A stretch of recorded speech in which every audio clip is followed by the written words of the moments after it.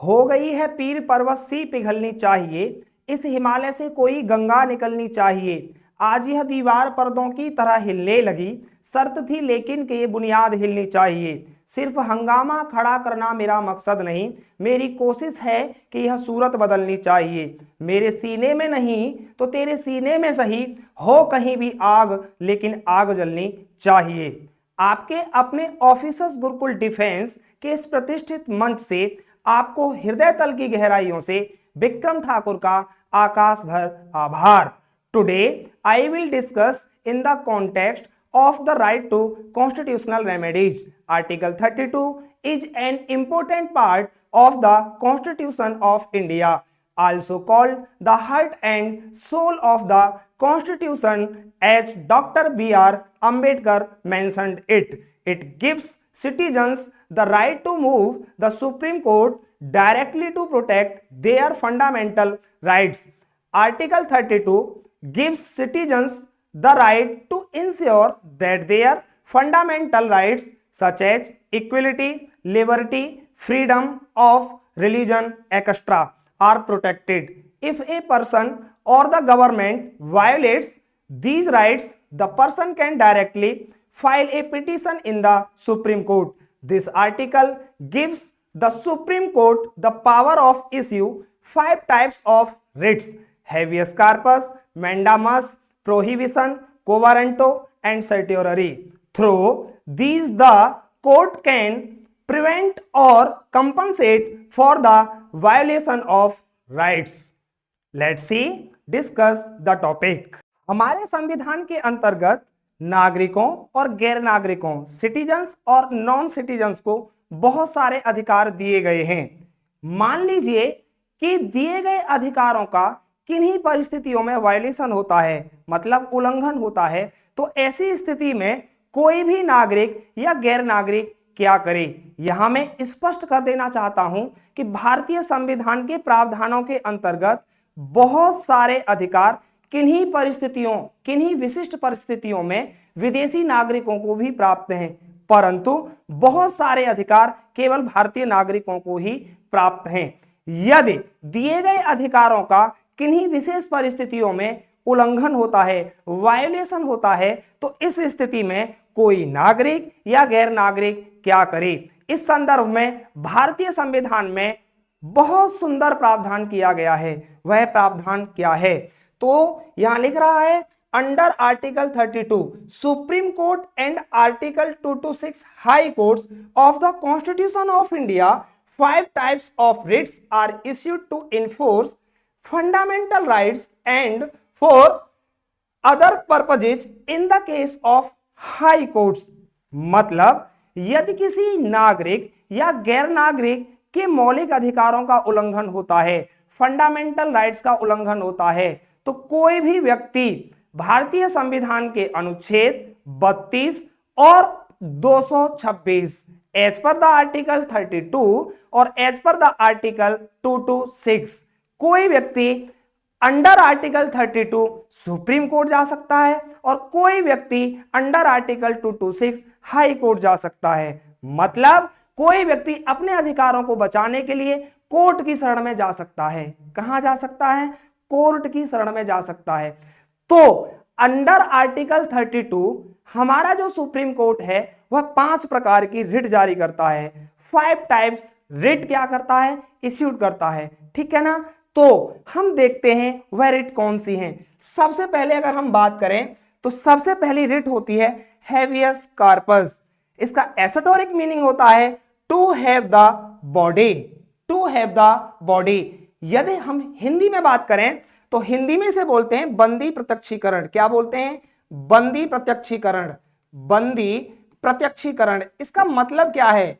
इसका मतलब यह है कि यदि किसी व्यक्ति को किसी किए गए अपराध में बंदी बना लिया गया है, डिटेन कर लिया गया है, मतलब उसे पकड़ लिया गया है, तो वह व्यक्ति अगर यह समझता है कि मुझे जो भी अपराध में पकड़ा गया है वह अनलॉफुल है, मतलब मुझे कानूनी तरीके से नहीं पकड़ा गया है, तो कोई व्यक्ति सुप्रीम कोर्ट जा सकता है और सुप्रीम कोर्ट इस संदर्भ में हैबियस कॉर्पस, बंदी प्रत्यक्षीकरण रिट जारी कर सकता है।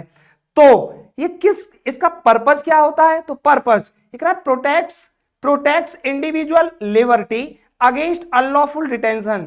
यदि किसी व्यक्ति को बिना कानूनी तरीके से, मतलब कोई वैधानिक प्रक्रिया को अपनाए, अनलॉफुल, किसी व्यक्ति को वैधानिक प्रक्रिया के अपनाए बिना डिटेन कर लिया गया है, उस व्यक्ति के अधिकारों की सुरक्षा करना इसका पर्पज है। Next, who can file?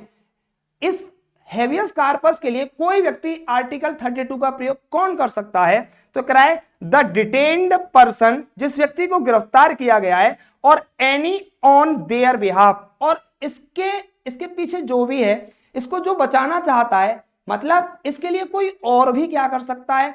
Habeas corpus के लिए क्या कर सकता है? आर्टिकल 32 के अंतर्गत पिटीशन फाइल कर सकता है। नेक्स्ट, अगेंस्ट होम, ये किसके विरुद्ध जारी की जाती है? तो कराए इंडिविजुअल और गवर्नमेंट अथॉरिटी। हो सकता है किसी इंडिविजुअल के खिलाफ जारी की जाए, हो सकता है या किसी गवर्नमेंट अथॉरिटी के खिलाफ जारी की जाए। मतलब क्या है इस बात का? मतलब यह है कि हो सकता है कोई दबंग व्यक्ति ने किसी हल्के व्यक्ति को क्या कर लिया हो? अपने घर पकड़ लिया हो। मतलब कोई दबंग टाइप का व्यक्ति है, उसने क्या कर लिया है? किसी गरीब मजदूर को क्या कर लिया है? अपने घर पकड़ के रख लिया है। या हो सकता है कि किसी व्यक्ति को पुलिस ने पकड़ लिया है। दो ही तो स्थिति बन सकती है। तो ये कह रहा है कि या तो ये इंडिविजुअल के खिलाफ जारी की जा सकती है, या किसी गवर्नमेंट अथॉरिटी के खिलाफ जारी की जा सकती है। इसकी लिमिटेशंस क्या हैं? तो कह रहा है not applicable if detention is lawful और अंडर कंटेम्प्ट ऑफ कोर्ट। यदि किसी व्यक्ति को लॉफुल तरीके से डिटेन किया गया है और कंटेम्प्ट ऑफ कोर्ट के लिए क्या किया गया है? डिटेन किया गया है, तब इसकी लिमिटेशंस हैं, ये रिट जारी नहीं की जा सकती। मतलब क्या है इस बात का? मतलब यह है कि अगर किसी व्यक्ति को कानूनी तरीके से पकड़ा गया है, डिटेन किया गया है, उसे जेल भेजा गया है या थाने में रखा गया है, तो ये हेवियस कार्पस काम नहीं करेगी। मतलब ये शस्त्र काम नहीं करेगा। आगे करा और कंटेम्प्ट ऑफ कोर्ट, या आपने किसी न्यायालय की अवमानना की है, आपने न्यायालय के किसी निर्णय को नहीं माना है, आप न्यायालय को वरीयता नहीं दे रहे हैं, तो आपने कंटेम्प्ट ऑफ कोर्ट किया है, तब भी हेवियस कार्पस जारी नहीं होगा ना। मतलब ये शस्त्र काम नहीं करेगा। आगे की बात, हम दूसरी रिट की बात करें तो दूसरी रिट मैंडामस होती है। क्या होती है? मैंडामस का मतलब है वी कमांड, मतलब हम कमांड ले रहे हैं, कोई ऐसी पावर है, कोई ऐसी सत्ता है जो सार्वभौमिक है, मतलब उसके आगे कोई नहीं है, उसके नीचे ही है सब, मतलब उसने कमांड ले लिया है। मैंडामस के अर्थ क्या है? तो इसे हिंदी में कहते हैं परमादेश। परमादेश के शाब्दिक अर्थ है परम आदेश। भाई साहब, इससे आगे कोई आदेश नहीं है, यही अपने आप में सुप्रीम आदेश है। इसके पर्पज क्या है? Directs a public official, government body, corporation और lower court to perform a public legal duty. यदि मान लीजिए किसी पब्लिक ऑफिशियल गवर्नमेंट बॉडी ने अपनी कोई पब्लिक ड्यूटी या लीगल ड्यूटी नहीं की है, मतलब उसने अपनी कोई भी अपना सार्वजनिक कार्य नहीं किया है, मतलब जो पब्लिक के लिए किए जाने वाले कार्य हैं, उस कार्य को नहीं किया है, वो अपनी पब्लिक ड्यूटी नहीं कर रहा है, या कोई कारपोरेशन और लोअर कोर्ट ऐसा परफॉर्म नहीं कर रहा है, मतलब वो अपनी पब्लिक ड्यूटी या लीगल ड्यूटी को नहीं निभा रहे हैं, तो उनके खिलाफ ये क्या किया जाता है? जारी किया जाता है। When there is a failure to perform a mandatory duty, जब कोई आवश्यक कार्य किए जाने में कोई भी बॉडी क्या हो जाती है? फेल कर जाती है, तब ये मैंडामस जारी किया जाता है। परमादेश मतलब सुप्रीम कोर्ट कहता है हमारा आदेश है, ये अब लागू हो जाना चाहिए, तो मैंडामस रिट जारी की जाती है। आइकरा नॉट इश्यूड अगेंस्ट, ये किसके विरुद्ध जारी नहीं की जा सकती? तो कह प्राइवेट इंडिविजुअल्स और bodies except substantial public duty. ये किसी प्राइवेट इंडिविजुअल्स और बॉडीज, मतलब किसी व्यक्तिगत, मतलब कोई प्राइवेट व्यक्ति है उसके खिलाफ ये जारी नहीं की जाएगी, और कोई व्यक्तिगत कंपनी है, मतलब किसी की प्राइवेट कंपनी है, तो उसके खिलाफ जारी नहीं की जाएगी। आगे कह रहा है एक्सेप्ट सब्सटेंशियल पब्लिक ड्यूटी, जब तक उसकी एक बड़ी मात्रा में कोई पब्लिक ड्यूटी नहीं होगी, तब तक वो प्राइवेट संस्था पे लागू नहीं होगी। मान लेते हैं कि भारत में एक प्राइवेट सेक्टर का बैंक आईसीआईसीआई बैंक है। आईसीआईसीआई बैंक कह दे कि हमारे यहाँ भर्ती केवल पुरुष किए जाएंगे, महिलाएं नहीं की जाएंगी। इसका मतलब क्या है? वह लिंग के आधार पर भेदभाव कर रहा है, वह सेक्स के आधार पर डिस्क्रिमिनेशन कर रहा है, तो ऐसी स्थिति में उसके खिलाफ भी रिट जारी कर दी जाएगी, अन्यथा नहीं की जा सकती। आगे कह रहा है प्रेसिडेंट और governors for their discretionary functions.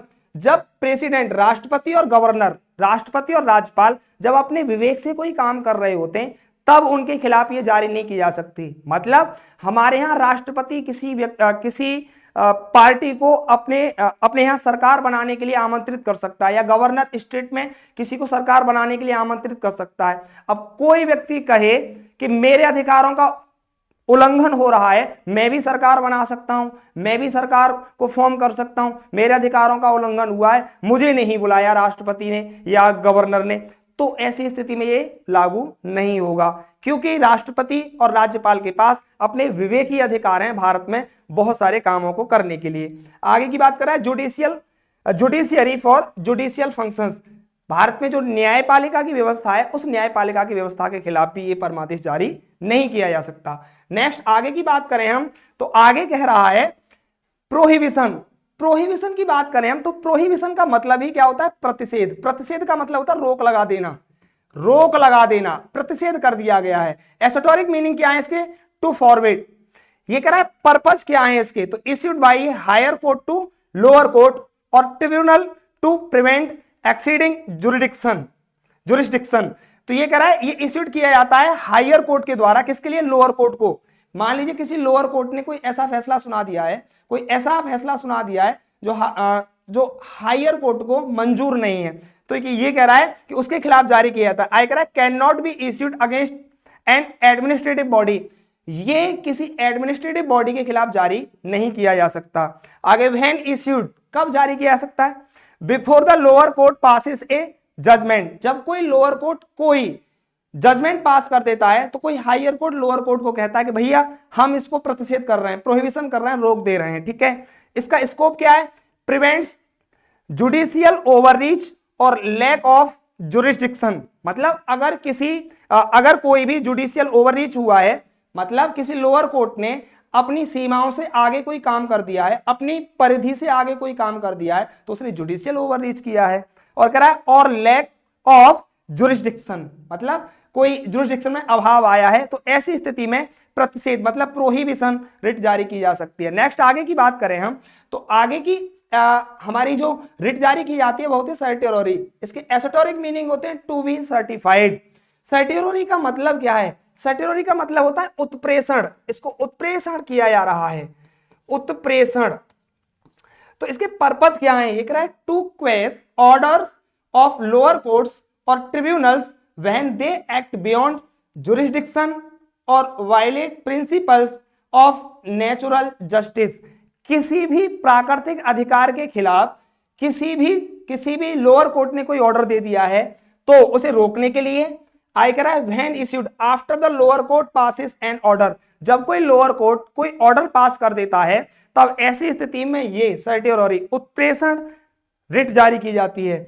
इसका स्कोप क्या है? Judicial and quasi judicial bodies not legislative और एडमिनिस्ट्रेटिव एक्शंस। मतलब कोई भी जो हमारी न्यायिक व्यवस्था में काम करने वाली संस्थाएं हैं वो कोई लेजिस्लेटिव या एडमिनिस्ट्रेटिव एक्शन नहीं ले सकती। मतलब वो कोई लेजिस्लेटिव या एडमिनिस्ट्रेटिव बॉडी थोड़ी है, उनका काम केवल क्या है? जुडिशरी लेवल का काम करना है। तो जब वो कोई लेजिस्लेटिव संबंधी मतलब कोई कानून बनाने संबंधी या एडमिनिस्ट्रेटिव संबंधी मतलब प्रशासनिक संबंधी कोई कार्य करते हैं तो उनको रोकने के लिए किया जाता है। नेक्स्ट आगे की बात करें तो अगली रिट है को वारंटो।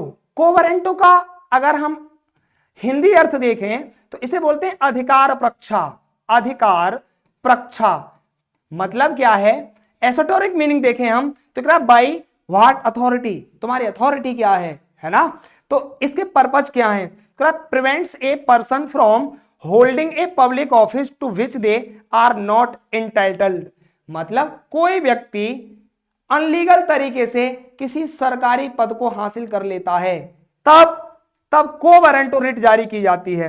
हु कैन फाइल, इसको फाइल कौन कर सकता है? एनी सिटीजन जिसको लग रहा है कि किसी व्यक्ति ने गलत तरीके से किसी सरकारी पद का दुरुपयोग किया है तो इसे क्या किया जा सकता है? फाइल किया जा सकता है। ये ये एप्लीकेबल टू तो public office created by institutes और द कॉन्स्टिट्यूशन, नॉट एप्लीकेबल, ये कहां एप्लीकेबल नहीं हो सकती, टू प्राइवेट ऑफिसेस और ऑफिसेस विदाउट स्टेचुरी बैकिंग, मतलब ये किसी प्राइवेट ऑफिसेस और ऑफिसेस विदाउट स्टेचुरी बैकिंग, मतलब किसी के पास अगर वैधानिकता नहीं है तो वहां पे ये नहीं लागू हो सकती, ठीक है ना। चलिए इस संदर्भ में कुछ प्रश्न देख लेते हैं। तो हमारा प्रश्न क्या है, पहला प्रश्न है, सबसे पहला प्रश्न है हमारा, क्या प्रश्न है, प्रश्न है what does article 32 of the Indian constitution deal with, भारत के संविधान का अनुच्छेद 32 क्या डील करता है, right to equality, right to freedom of religion, right to constitutional remedies, right against exploitation. तो यदि हम बात करें राइट टू इक्वलिटी नहीं करता, क्या करता है, right to freedom of religion नहीं करता, राइट टू कॉन्स्टिट्यूशनल रेमेडीज, तो आर्टिकल 32 क्या डील करता है, राइट टू कॉन्स्टिट्यूशनल रेमेडीज, इनको डील करता है ये। नेक्स्ट आगे की बात करें, अगला क्वेश्चन है विच of the following courts can be directly approached under article 32 for the enforcement of fundamental rights, high court, supreme court, district court, session court. तो क्या है आंसर, आर्टिकल 32 के अंतर्गत क्या होता है, सुप्रीम कोर्ट ये कार्य करता है। आगे how many types of writs can the Supreme Court issue under article 32, तो कितने प्रकार की रिट जारी की जाती है, 5 प्रकार की रिट जारी की जाती है, रट लेना, बहुत सारे क्वेश्चन आते हैं यहां से। Next which of the following writs is issued to secure the release of a person who has been unlawfully detained, यदि किसी व्यक्ति को अनलॉफुली डिटेन किया गया है तो अभी बताया मैंने हैबियस कॉर्पस जारी की जाती है, क्या जारी की जाती है, हैबियस कॉर्पस, मतलब बंदी प्रत्यक्षीकरण। आगे under article 32 the right to move the Supreme Court for the enforcement of fundamental rights, article 32 the right to move the Supreme Court for the enforcement of fundamental rights, option A can be suspended at any time by the parliament, can not be suspended expect during a national emergency, यही सत्य है, अगर national emergency लागू होती है उस समय ही suspend हो सकते हैं। फिर भी आर्टिकल 21 के अंतर्गत जीवन जीने का अधिकार सस्पेंड नहीं हो सकता नेशनल इमरजेंसी के वक्त भी, ठीक है ना।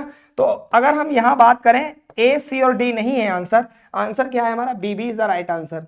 अगर which writ is issued by the Supreme Court to question the legality of a person holding a public office, यदि कोई व्यक्ति किसी सरकारी पद का दुरुपयोग कर रहा है, किसी सरकारी पद पर जाके बैठ गया है, तो सीधे सीधे अगर हम देखें तो अधिकार परीक्षा quo warranto is the right answer, quo warranto is the right answer. Next article 32 is often referred to as the heart and soul of the constitution by, ये इसे किसने बोला हार्ट एंड सोल, भारत के संविधान की आत्मा बोला गया इसको, तो किसने बोला, डॉक्टर भीमराव अंबेडकर, BR अंबेडकर ने इसको क्या बोला, भारत के संविधान की आत्मा। नेक्स्ट क्वेश्चन देखिए, क्वेश्चन कह रहा है विच of the following statements is true about article 32, मतलब आर्टिकल 32 के संबंध में इनमें से क्या सत्य है, it applies to both fundamental rights and legal rights, it can only be invoked by citizens and not foreigners, it empowers the Supreme Court to issue writs for fundamental rights enforcement, जी हाँ यही answer है इसका, article 32 supreme Court को क्या करता है, इंपावर्स करता है ना, क्योंकि वो क्या करे, रिट जारी कर दे, भाई सभी के अधिकारों को बचाना है ना, क्योंकि कोई भी सरकार कभी भी तानाशाह हो सकती है, और जब तानाशाह की स्थिति आती है तो किसी के अधिकार क्या हो जाते हैं खा लिए जाते हैं, जैसे इमरजेंसी के वक्त इंदिरा गांधी की सरकार में हुआ था। नेक्स्ट आगे की बात करें, क्वेश्चन है the Supreme Court's power to issue writs under article 32 is, मतलब सुप्रीम कोर्ट को आर्टिकल 32 के अंतर्गत पावर कैसी है, मतलब उसके पास शक्तियां कैसी हैं, डिस्क्रिशनरी विवेकीय, mandatory, limited to civil cases, applicable only during emergencies, तो मैंडेटरी है भाई साहब, माननी पड़ेंगी, बिना माने बात ना बनेगी, मैंडेटरी है, ये क्या है मैंडेटरी, तो B is the right answer, B is the right answer. क्या मेरी बात समझ पा रहे हैं। नेक्स्ट क्वेश्चन देखिए, which writ is issued to direct a public authority to perform its legal duty, अगर कोई भी पब्लिक अथॉरिटी क्या नहीं कर रही है, लीगल ड्यूटी नहीं कर रही है, तो ऐसी स्थिति में क्या होगा, ऐसी स्थिति में परमादेश जारी किया जाता है मैंडामस। क्या जारी किया जाता है? मैंडामस जारी किया जाता है ना, मैंडामस रिट जारी की जाती है। आनंद आ रहा है बेटा? ऐसे ही आनंद आएगा। सारे क्वेश्चन ऐसे हैं जो एग्जाम में सीधे सीधे भी पूछ लिए जा सकते हैं। नेक्स्ट आगे की बात करें तो आज के लिए हमारे पास इतना ही है। आप इस भाग दौड़ भरी जिंदगी में प्लीज आप अपना बहुत ख्याल रखिए। मैं ऐसे ही विषय वीडियो के साथ आपके समक्ष पुनः उपस्थित होऊंगा। तब तक के लिए दीजिए आप मुझे इजाजत। नमस्कार, जय हिंद, जय भारत।